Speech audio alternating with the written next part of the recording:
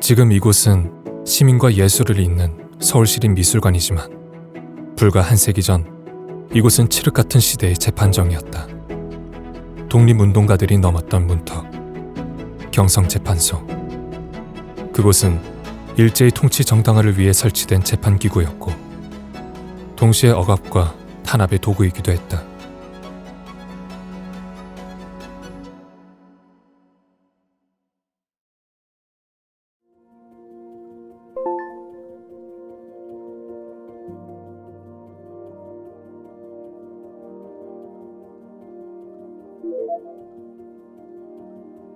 이곳은 서울시립미술관이잖아요. 근데 박사님, 예전에 여기가 법원이었다라는 말씀이세요?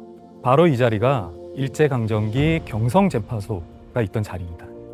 정확히는 세 개의 재판소, 즉 고등법원, 복심법원, 지방법원이 모두 이곳에 함께 있었죠. 우리는 그것을 경성 3법원 청사라고 부릅니다.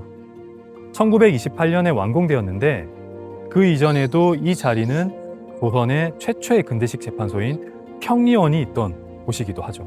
그런데 법원이 있는 건 사실 자연스러운 일이잖아요. 왜 이 장소가 독립운동과 연관이 있는 건지 그건 잘 모르겠어요. 표면적으로는 법과 질서를 위한 기관이었지만 실제로는 수많은 독립운동가들이 이곳에서 불공정한 재판을 받았습니다. 그래서 형을 선고받고 감옥으로 끌려가기도 했고요. 이 건물은 조선 민중에게 공포의 공간이기도 했습니다. 그런 어두운 역사 속에서도 조선인의 독립을 지지하고 함께 싸운 한 일본인이 있었다. 그가 바로 후세 다스지였다. 영화 박렬에서 본 것 같아요. 박렬을 변호하던 일본 변호사 맞죠? 그 영화 보셨군요. 네. 맞습니다. 하지만 후세 다스지는 영화 속의 캐릭터가 아니라 실존 인물이었어요. 조선인을 위한 수많은 변론과 구명운동 그리고 인권을 위한 투쟁에 일생을 바쳤던 인물입니다. 검사의 길을 스스로 버리고 변호사로 개업한 후세 다스지. 그의 신념은 단 하나였다. 후세는 단순한 변호사가 아니었어요. 조선 민중의 진정한 동지였던 것이죠. 관동 대지진 당시 조선인 학살 진상 조사부터 의열단이었던 김지섭의 변론, 그리고 전남 나주의 토지 분쟁까지 조선을 위한 모든 법정 투쟁에 앞장섰습니다. 그런데 일본인이 조선인을 위해서 그렇게까지 활동을 했다라는 건 어떻게 보면 정말 위험한 일 아닌가요? 실제로 후세는 수차례 구금되기도 했고 그래서 변호사 자격이 박탈되기도 했습니다.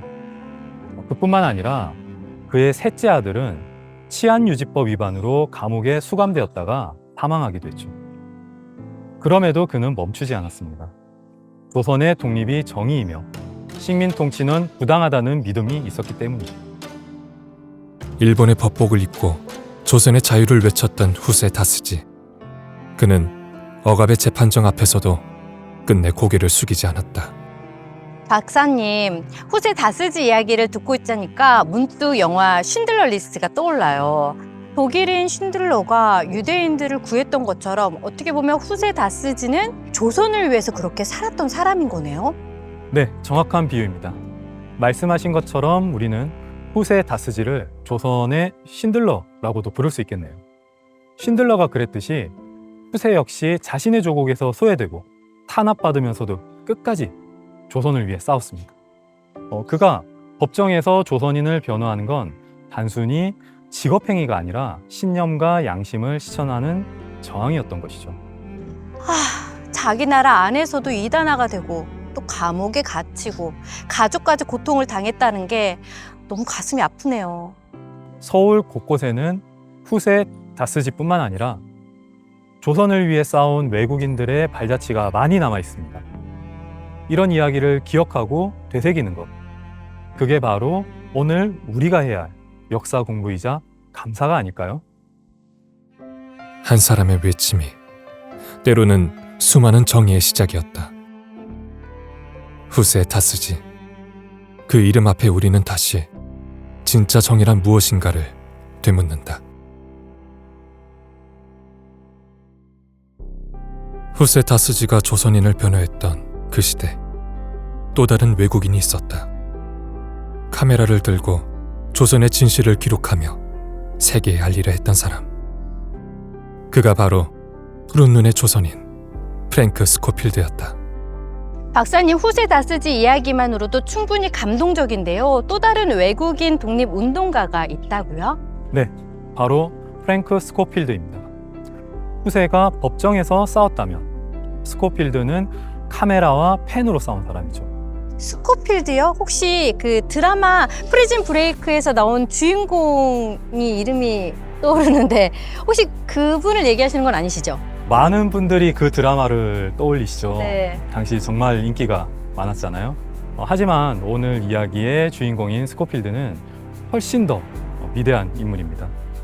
그는 서양인이었지만 조선의 독립을 위해 싸운 진짜 푸른 눈의 민족 대표였죠.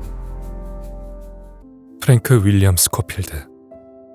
그는 1889년 영국에서 태어나 캐나다로 이주했고 1916년 서울에 도착해 세브란스 의학전문학교에서 세균학을 가르쳤다. 그러나 그가 진정으로 남긴 유산은 강단 위의 교훈이 아닌 거리에서의 기록과 정이었다. 스코필드는 3.1운동 현장에서 카메라로 만세 시위와 일본 경찰의 진압 모습을 직접 기록했습니다. 특히 제암리 학살 사건이 일어나자 수원까지 직접 내려가서 참혹한 현장을 조사하고 일제의 만행을 담은 보고서를 작성해서 전 세계에 알렸죠. 그는 단순한 관찰자가 아니라 조선의 아픔을 함께한 사람이었습니다. 와, 진짜 대단한 사람이네요. 그렇게 사진으로 남기고 또 기록을 하지 않았다면 전 세계인들이 이 사실을 몰랐던 거잖아요. 와, 3.1운동 현장을 직접 사진으로 기록하고 직접 제암리까지 가서 학살 진상을 조사하다니. 외국인인데도 이렇게까지 조선을 위해서 활동을 했다라는 게 너무 놀랍고 감동적이네요. 그래서 조선의 34번째 민족 대표라는 별칭이 붙은 겁니다. 뿐만 아니라 감옥에 잡힌 학생들을 면회하고 총독부에 학대 중지를 요구하기도 했죠. 스코필드는 결국 일본 당국의 압력으로 1920년 조선을 떠날 수밖에 없었다. 하지만 그는 캐나다에서도 조선의 실상을 알리는 활동을 멈추지 않았고 1958년 대한민국 정부의 초청으로 다시 돌아와 서울대 교수로 강의하며 여전히 한국을 위한 봉사를 이어갔다. 나는 캐나다인이라기보다는 조선인이라고 생각합니다. 피부치가 아님에도 생을 바쳐 형제가 되었던 이방인. 스코필드는 말이 아닌 행동으로 조선의 독립을 외쳤다. 스코필드 선생님이 남긴 마지막 말이 정말 감동적이네요. 그는 죽기 전까지도 한국의 미래를 걱정했고 자신이 살아온 삶을 부끄럽지 않게 여겼다고 합니다. 그의 삶은 단순히 선교사가 아니라 이 땅을 함께 살아간 동지로서의 기록이었습니다. 한 장의 사진이 때로는 세상을 바꾸는 진실이 된다. 프랭크 스코필드. 용기 있게 진실을 기록했던 그를 우리는 기억한다.